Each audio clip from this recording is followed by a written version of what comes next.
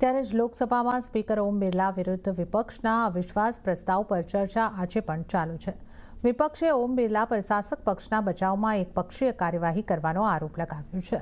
આ ઉપરાંત વિપક્ષી પક્ષોએ સાંસદોને સસ્પેન્ડ કરવા, વિપક્ષી નેતાઓના માઇક્રોફોન બંધ કરવા અને વિપક્ષી નેતાઓના ભાષણોને રેકોર્ડમાંથી દૂર કરવાનો ઉલ્લેખ કર્યો।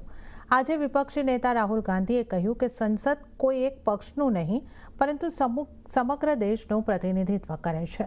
ઘણી વખત જ્યારે તેમણે મહત્વપૂર્ણ મુદ્દાઓ ઉઠાવવાનો પ્રયાસ કર્યો ત્યારે તેમને બોલવાની મંજૂરી આપવામાં આવી નથી। રાહુલ ગાંધીએ કહ્યું કે વડાપ્રધાને સમાધાન કર્યું છે।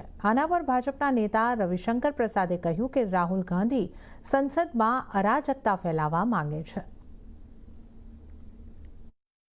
This house is the expression of the people of India. This house does not represent one party.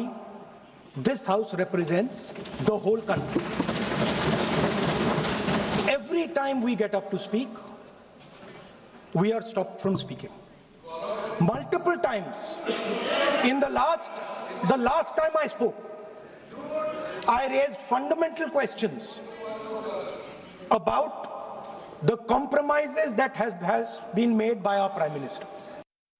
कि विपक्ष के लोग विशेष रूप से कांग्रेस और उससे विशेष रूप से राहुल गांधी अपनी अराजक सोच के कारण इस हाउस को अराजकता में बदलना चाहते हैं, जो स्वीकार नहीं है।